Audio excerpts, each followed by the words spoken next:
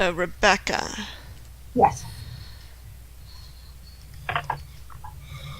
If you want to add that to the board docs, Perfect. that's the stream link from YouTube, or mention that you can go to the library's YouTube website and it should be in our streaming page. Okay. And we are currently streaming.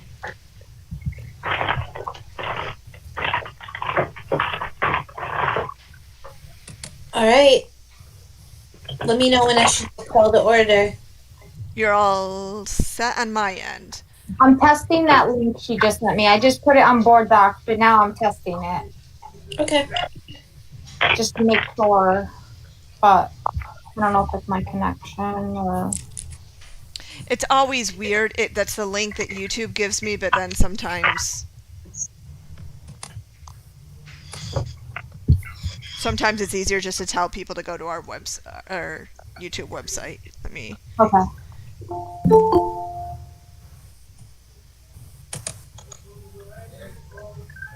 Okay. Is this supposed to be H? It's not. It's like an R at the beginning. Okay, just make it first. But let me.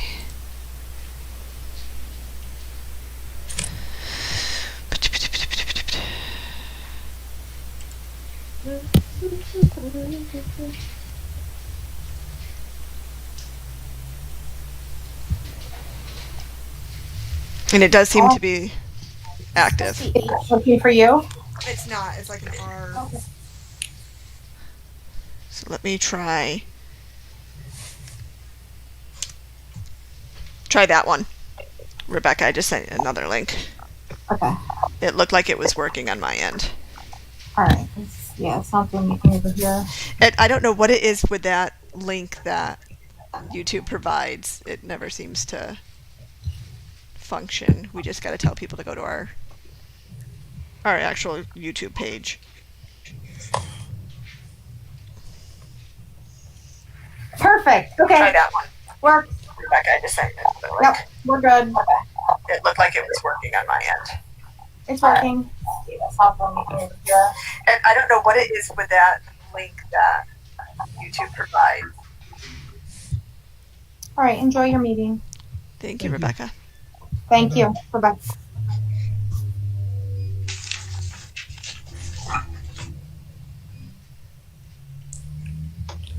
Okay. All right. And I apologize. Give me 1 second, because in the process of doing all of that, I accidentally closed out my agenda and minutes. There we go.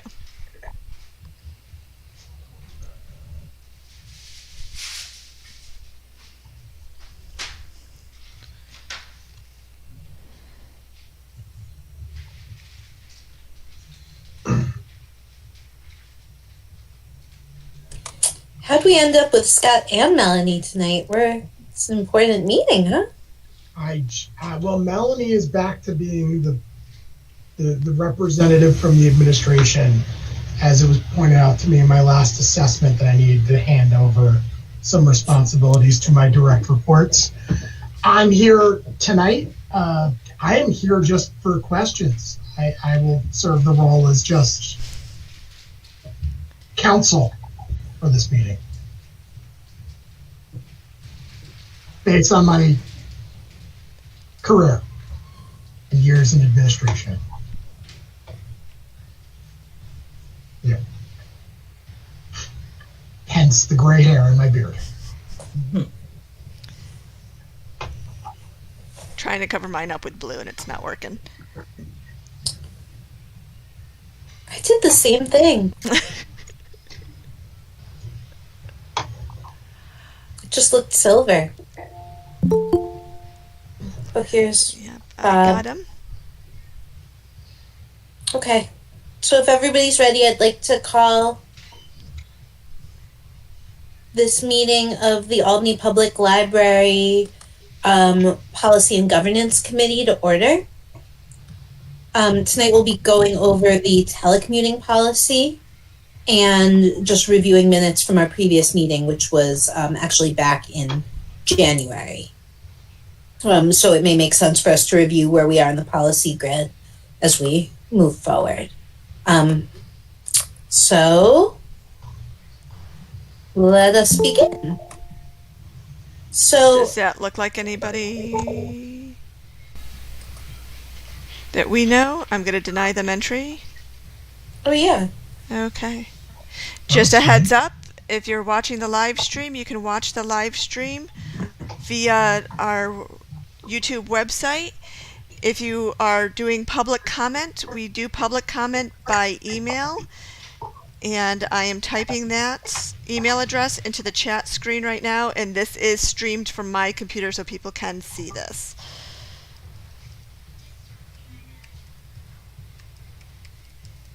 Which is Albany public comment, all one word, at albanypubliclibrary.org. So once again, that's PUBLICCOMMENT at albanypubliclibrary.org. Will get you to the email where you can email any public comment should you have any to do.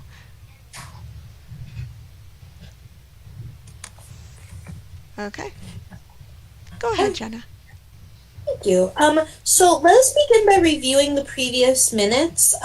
Brenda, I'm hoping you can chime in as you were on the committee last year to kind of give both Brigitte and I an idea of where we're at and where we should be beginning.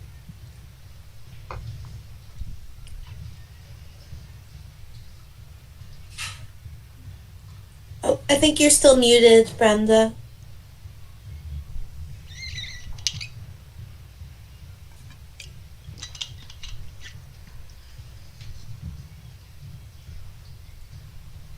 And unfortunately, we aren't able to unmute. Okay. Well, in taking a look at the minutes from the 1-9 meeting, it looks like we reviewed a number of policies: the employee safety policy, the group visit policy, the use of equipment policy, etc., as well as the public access to the library policy. And there's a grid at the bottom that shows that we may have a number of policies coming up for review soon. Obviously, this meeting was pre-pandemic, so... Finally. Sorry, I finally was able to unmute. My thing was frozen. Oh. Sorry about that. That's okay. Gotta love the technology. Well, I don't have the minutes in front of me. I do have the telecommunication document finally loaded up, and for some reason my documents are not loading the way they should be, but very slow. But I do have the telecommunication up. But as far as the last meeting that we had, we spent a lot of time playing catch up on some outstanding policies that we had so we can move those forward. And as Jenna mentioned, COVID hit, but prior to that, we did some rearranging on some of the policy grids, and some things worked well and some things didn't, and we made some changes. So that January meeting was basically really trying to clean up some of those policies that needed review so we can move forward on that grid. Thank you so much for that. That's very good background. So that should help us as we plan for future agendas based on the grid. So if nobody else has comments about the previous minutes, they look like they're pretty comprehensive. Thank you for that, Brenda. You were the reporter. You're welcome. We move on to taking a look at the APL telecommuting policy. As it stands, it was written. Oh, is this? This is from 6/2020. So. Yeah, this was a document we started working on internally to kind of address and formalize our work from home procedures. And so this was it was actually based off of another library's policy that they had already had established. So I think at this point we've looked it over and we've made a couple modifications since the last time we looked at it, but we're bringing it to the table for you guys to take a look at and see if there's anything that you feel needs to be added or edited.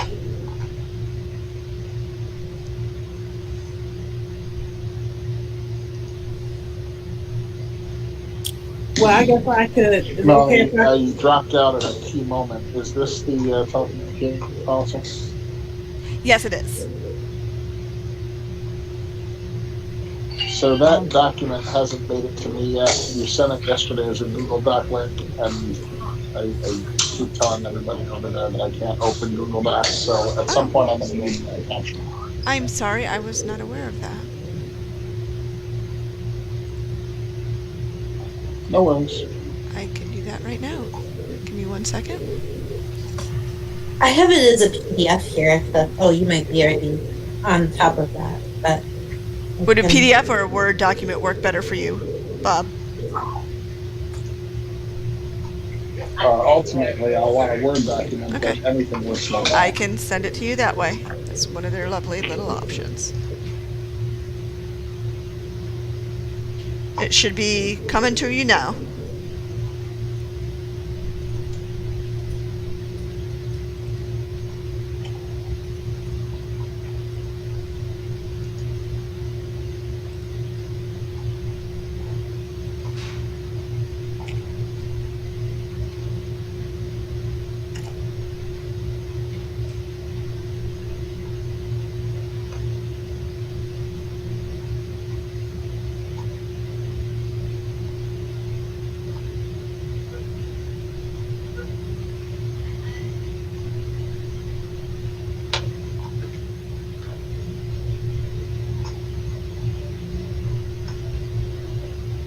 Are you ready for a comment?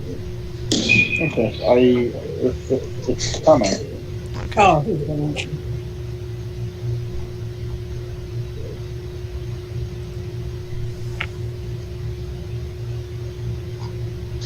But no need to wait for me, guys.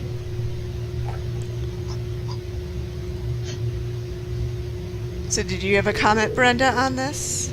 Yeah, I did. Starting up top where we had the purpose, I think I've worked on a previous telework, quite a few of these, but for the purpose, I think it'd be great to add after employment, you add telecommuting is voluntary to make that clear. In the purpose, and that the employee agrees to work at the specific alternate workstation approved by APL management. Even though you have it later on, but at least you have that up front. Would that be appropriate to have in the purpose, though? Because the purpose is literally why we have it, not necessarily the how. No. Well, even if we slide it down under the policy piece, somewhere up front, up top, I think we need to have that noted. Okay, I could see adding it in the very first, because we have telecommuting Yeah. can be informal, such as working from home. Right. So I see we can add it in that part of the. Right. Put it right up front. Yeah. So folks know that from the very beginning. Telecommunications voluntary employees agree to work at the specific alternate workstation approved by APL management.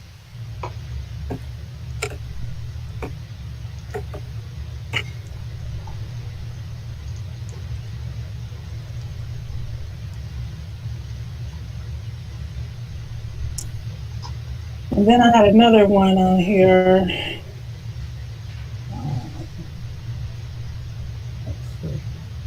Are you ready for another comment? 1 second. I'm trying to make some notes here to this.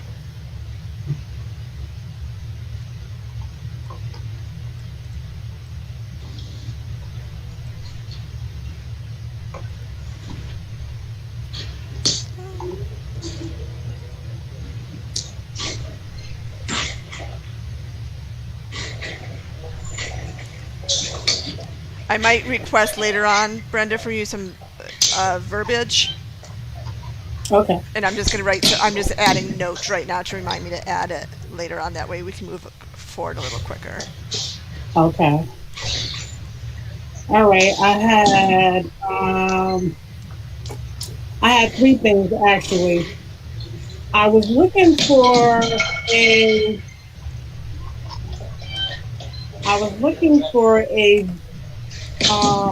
bullet that would add. I'm looking on here now. Um, Let me go under here again. I was thinking about having a bullet added for liability and something to the effect that the employee understands that APL would not be liable for damages to an employee's personal or real property while the employee is working at the approved alternate work site. I, one Do we second, have because I something like that? thought that was included. 1 second. Yeah, I didn't see it, and maybe it is there.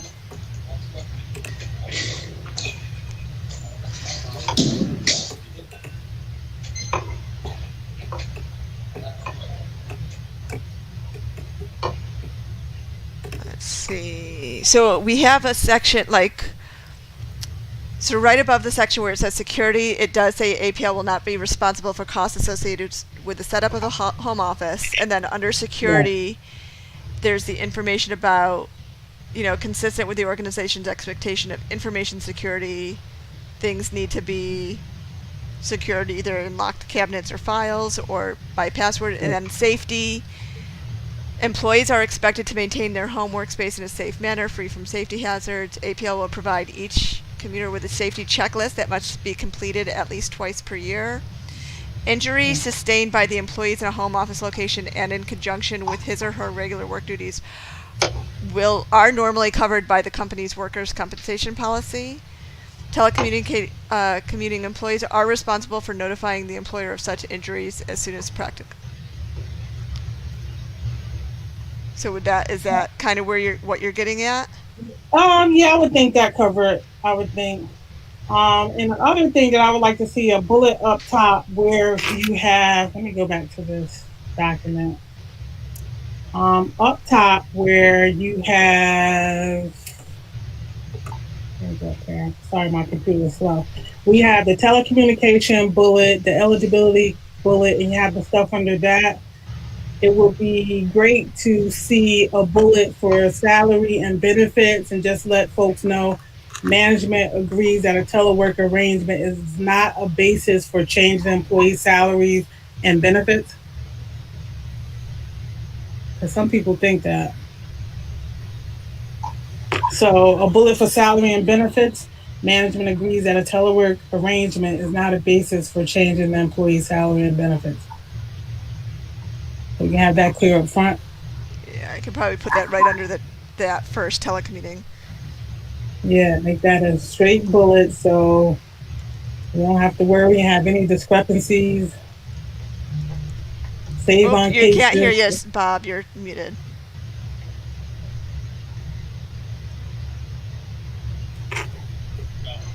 That wording isn't the way we should word it. It's not management understands. If you want to put that in, we can put it in, but it's not a management understands or employees understand. It's just a statement. Right. Yeah, however you put it in there, it'd be great.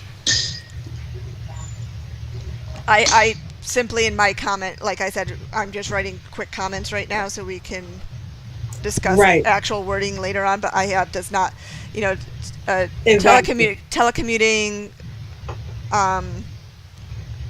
arrangement does not imply a change in benefits, salary, or position title. Exactly. Thank you.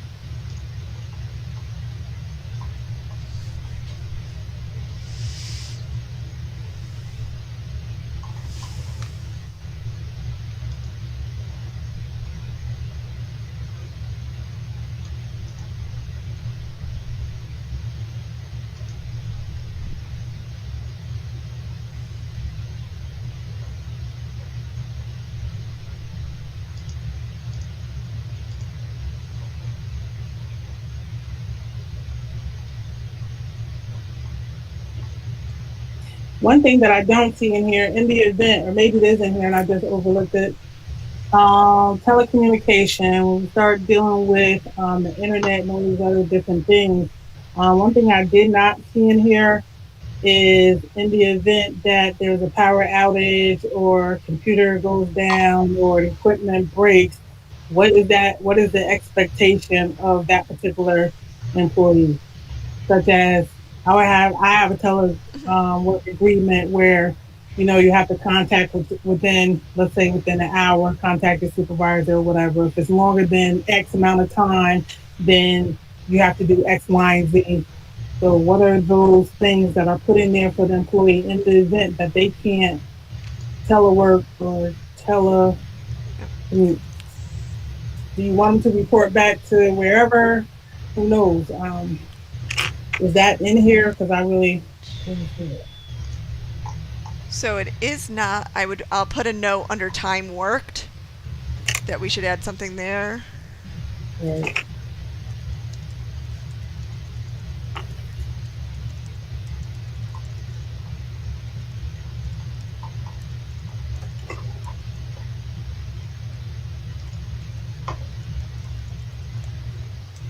Okay, so I have a note to say, like, to fully determine what should the procedure be should the power or internet go down at a home location. I'll say internet and phone, because that could affect us as well. Okay. Right.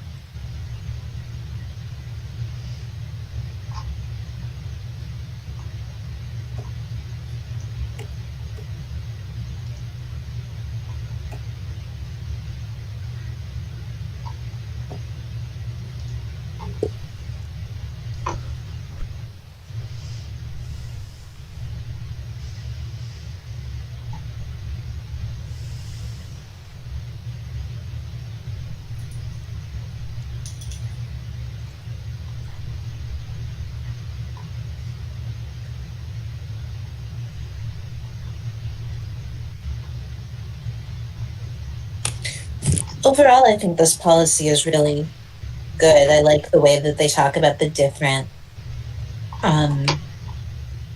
types of positions and how they might be affected by a need to telework.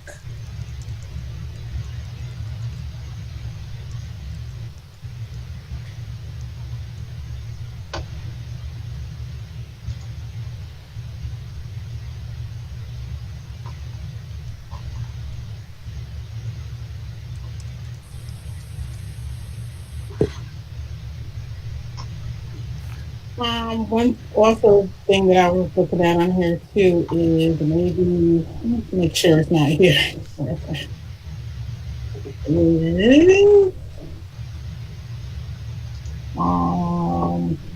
Any type of mandatory cybersecurity education that they have to do. Sorry, Brenda, you're a little hard to hear right now. Can you hear me now? I'm sorry. Are you able to hear me? That sounds clear. So I was wondering about mandatory cybersecurity education. So currently we don't have any mandatory education for our in-house employees either. If you look at the self-assessment, it's not necessarily in the policy itself, but during the self-assessment when this is discussed, if it's appropriate, where I just saw it.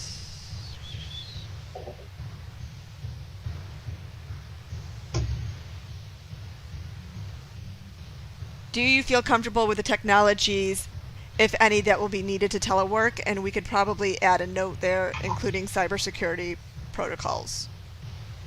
Right. And then we could have those offered. I'm sure I could find some basic trainings. I mean, we already do a couple.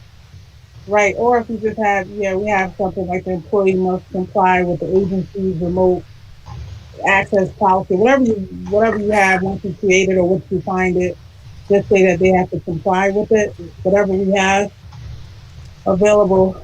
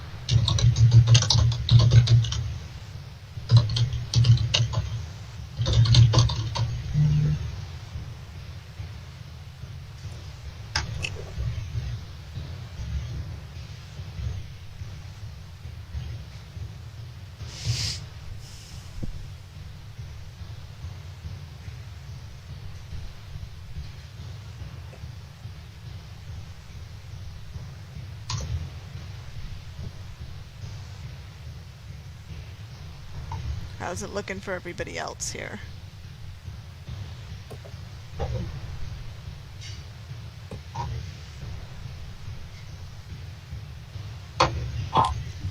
I don't have a ton of, I don't see edits, which maybe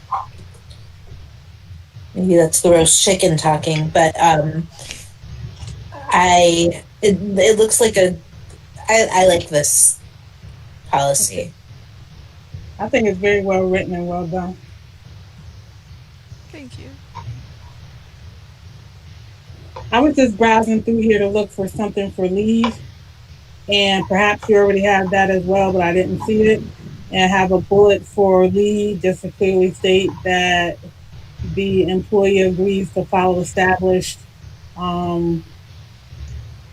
procedures, office procedures, or however you want to term it, for requesting and obtaining approved leave.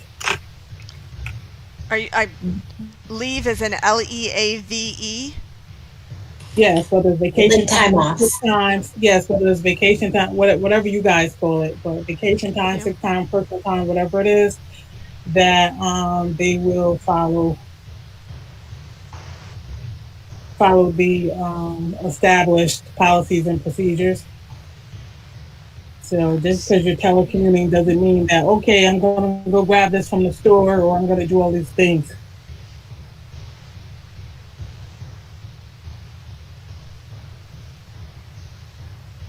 Let's see.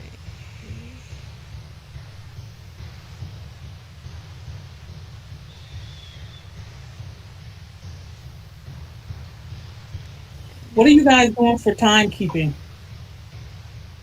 So we're currently, the individuals have to report to their supervisors of what tasks have been done at the end of each week, from their home hours or at home hours. Primarily, So no daily report. Just you tell me on Friday or whatever day you guys designate, or how many hours you work. So from day to day, supposing I work at, there's no accountability each day that I came in at 7 and left at 3, or there was none of that. That's been the case for time immemorial. We have always done payroll by an honorary system. It's something that we have tried on multiple occasions to change, and that the union is not amenable to.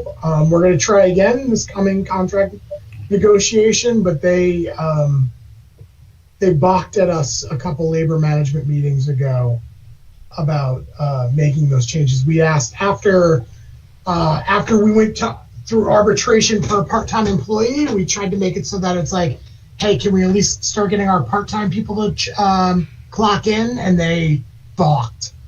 So, and according to legal counsel, who I'm sure he will back me up on this, that is something that needs to be negotiated.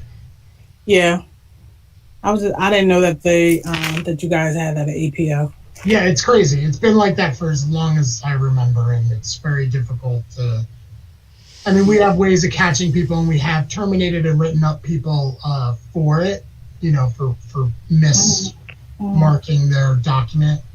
But until we negotiate with the union to change, we can't do. I would love to do lock-ins. I've worked like that for years. I personally don't have a real problem with it. I just wasn't aware that you guys do that. Yeah. That's what the government does as well. So.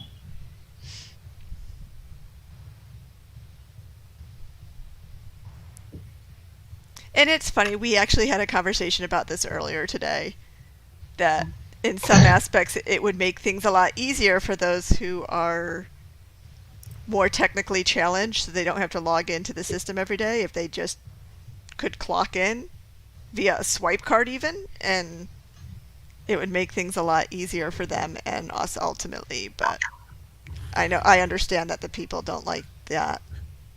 They feel Big Brother is watching them in that manner. Right.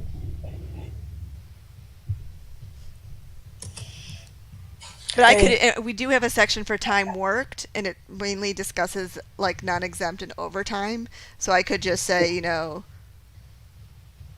we could put a note in there that Oh, well, employees. time, yeah, for, that's not me. Yeah. But I could put a Well, note that says, I thought overtime was different, whereas you have a little bit more control over overtime. It's oh just yeah. regular time work. But I'm just saying in that section, because we have a section called labeled timed work, and in that section we'll add a note that like, employee must follow predetermined, established time recording procedures.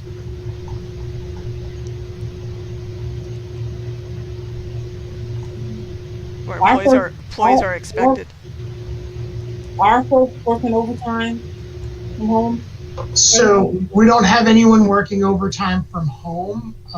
We tend to only use overtime for our facilities staff, particularly around snow closures or when we lose multiple members of the staff for one reason or another. So most of our blue collar part tends to do overtime. Our community engagement clerks tend to do overtime, but it's fairly rare for librarians, library assistants, or clerks to do overtime. The only other three, I would say, the IT department once in a while, but they have a tendency if they've worked more on if they had to come in to or stay late to handle an IT issue, they'll flex their time and work it out throughout the pay period. But it's mostly operations staff that gets overtime. It's very rare for services staff. They're given the option which one, because it's in the contract that they can do overtime, so they're given that option. But most actually have asked. They're like, I don't want the overtime. I'd rather just flex my hours and come in. I stayed an hour late last night. Can I come in an hour late the next day? And we usually agree upon that. Right. Okay.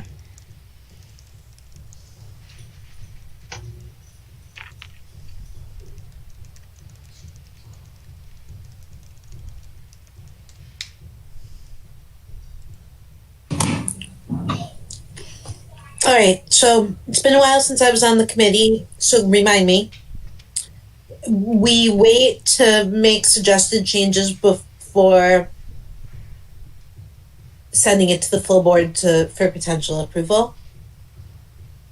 No, you can. We can vote on this, and if we vote on it and approve it, then it just goes for a second when it comes to the full board. So what we can say is we can make a motion to. I mean, she has to add those edits, and we can approve it with the edits. Correct.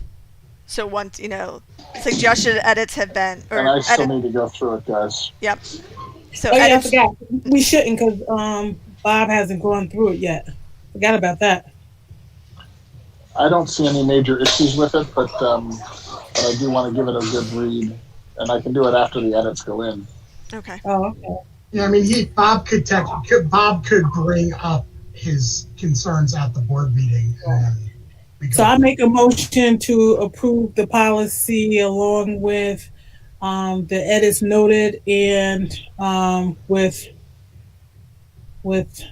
Bob's pending review. Sounds good.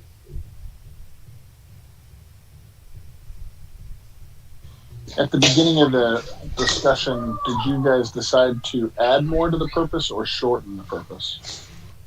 Neither. We were going to add her notations to the paragraph directly under purpose, so the first paragraph in policy, and that was the aspect of telecommuting is voluntary and at a set predetermined location as agreed upon by APL and the employee.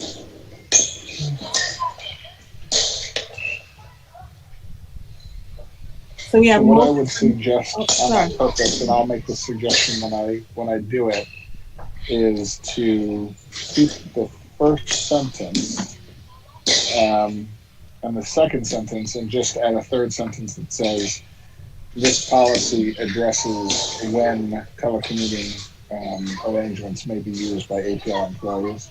and then get rid of the last two sentences because I think they fall more into the category. The thing is, like Brenda was suggesting, and I think they're said someplace else. So you said what this policy addresses. So keep sentence 1, keep sentence 2, Yeah.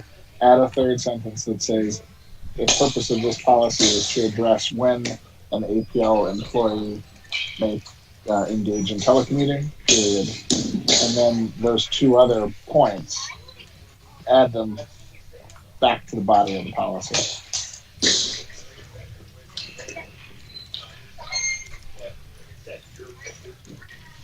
The point being is you do want that purpose to truly be a purpose and not a narrative.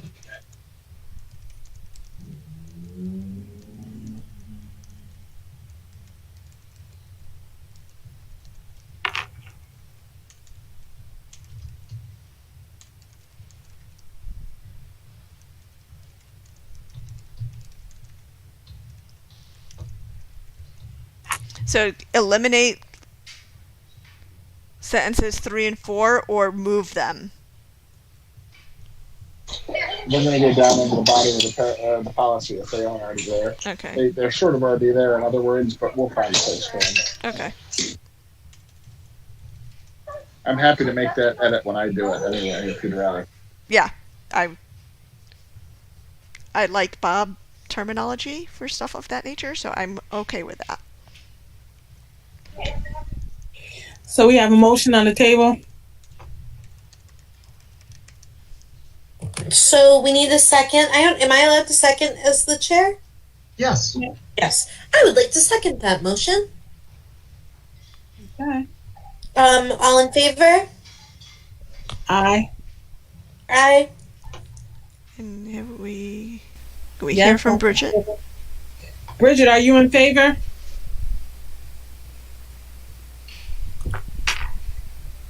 Oh, she stepped out. We do have a majority with the two of us. Yep, so we're good. Robinson and Tara vote aye. Do I say Brigitte? Oh, Fashion. there she Feedback. comes. Oh, Are there we you go. in favor? Oh, you're muted. You gotta unmute yourself. Unmute. Yep, I'm sorry. I was trying to mute. I just had to step back for a minute. I say aye, yes. Okay, great. All right. Given that, I'd like to send this to the full board. All in favor. Hold on. And that is all we have on our agenda for tonight. So, would anybody like to make a motion to adjourn, or do we have other things to cover that aren't on the agenda? I'll make Bridget. I make a motion to adjourn. Okay. All right. On Aye. aye. Written by Robinson. The motion was unanimously approved. And so I'd like to end this meeting at 5:35 p.m. Thank you. Well done. very Everyone much. have a good night. Thank you, See everybody. Yeah. Bye-bye. Bye, everyone. Thank you. Have a good night.